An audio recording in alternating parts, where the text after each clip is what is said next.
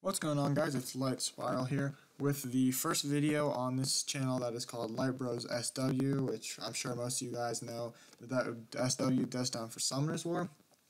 Just a quick thing, this is our first video that we've made on this channel, and this channel is going to be videos made by me, and I'm going to be going by Light Spiral or just Spiral, and my brother, Light Hyper, or you could just call him Hyper.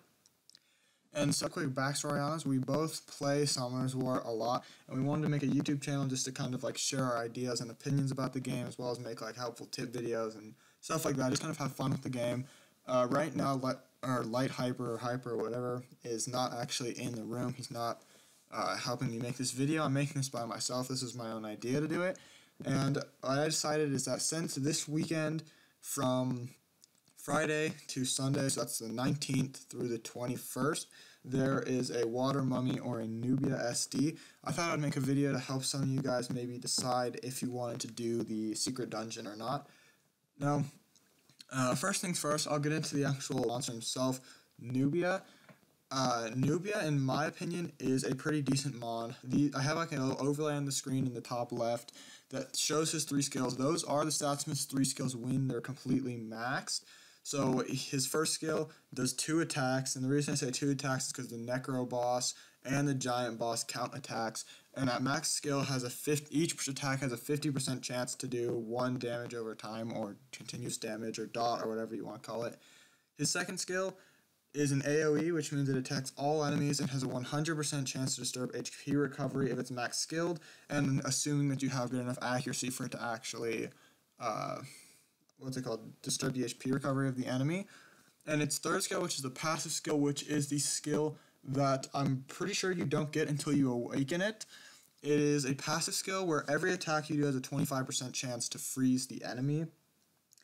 So, in my opinion, this makes this Nubia or water mummy, whatever you want to call it, a really pretty decent monster. If it's not the best monster in the world on dungeons, I couldn't say it would be that good because the freeze thing, which is a big part of this monster, is not going to do anything against bosses, but against Necro, it will attack twice, and both of those attacks will have a 50% chance to do a continuous damage.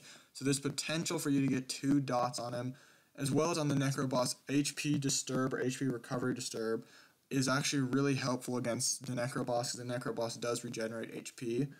But the freeze would not be effective on it. So I haven't tried Nubia in dungeons yet, and because I actually didn't have a Nubia until this secret dungeon came out this weekend, and I'm actually looking forward to building him. So that being said, the build for him, at least in my opinion, I think it would be Despair Focus with HP % accuracy, and I guess you could disagree with that, but my logic behind it is that both his first and second skill scale based on maximum HP, so you want him to be tanky so he does more damage and so he stays alive longer.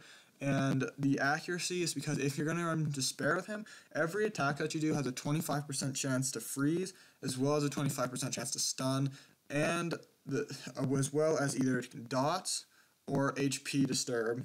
So I feel like you do need accuracy because you're getting a total of 4 different debuffs. I guess they're not all, I'm just going to call them all debuffs. If they're not technically debuffs, then oh well.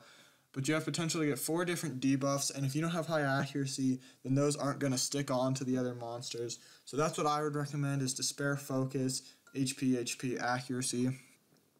And as for how much of this dungeon you should do, this is just my personal opinion. Of course, it's going to vary whether you're mid-game, late game, early game, or whether you have another mon. Like, if you have Tyrone, this Nubia dungeon is honestly not necessary at all to do, because Tyrone already has an AoE freeze, and if you Despair him, he has an AoE freeze and an AoE stun. And so, if you have Tyrone, honestly, this dungeon really isn't necessary for you. If you're early game, I would recommend just do the dungeon once, maybe twice or 3 times if you want a couple of skill upgrades, but you don't need to do it a bunch of times. But for me, I'm a level 40 new to level 40. I got to level 40 like last week or something. But I'm actually going to be doing this dungeon a total of 12 times, because 1 of them to get the Nubia itself, and 11 for skill upgrades on the Nubia. And so right now I only need to get like 30 more pieces to actually have enough Nubias to max skill my one that I have. But, so yeah, in my opinion, I do think it's worth doing it enough times to get a max skill. And then another thing that I should bring up on these is this secret dungeon, this water mummy. If you have a wind mummy or an AKA a Namib, I wouldn't recommend doing this to get skill upgrades for Namib, because I personally don't think Namib is all that good. I think that Nubia is a lot better than Namib. I have a Namib, and I'm going to use him as fodder pretty soon, as well as the Fire Mummy, which I actually don't remember its name, but it's not, in my personal opinion, worth going as far to 5 or 6 star and max skill it. So if you have a Tyrone, I wouldn't recommend doing this. If you don't have a Tyrone, I think this is kind of like the poor man's Tyrone, and so I'm definitely going to do it while I can do it. And if you don't want to do it, be sure to tell me why in the comments, as well as if you think that there's another purpose for this dungeon. Like, I haven't looked into the light or dark mummies, but if you think they're good, be sure to tell me in the comments, because I might look into trying to get one myself out of some light and dark scrolls or something. And that's really all I have to say about the whole Nubia or Water Mummy dungeon that's coming out this weekend.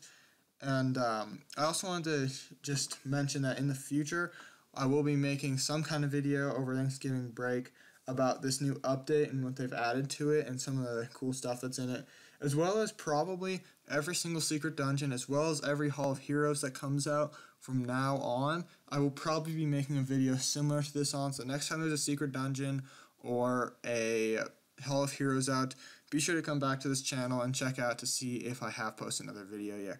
But that's really all I have for today, guys, so may the best year today's be the worst year tomorrow's.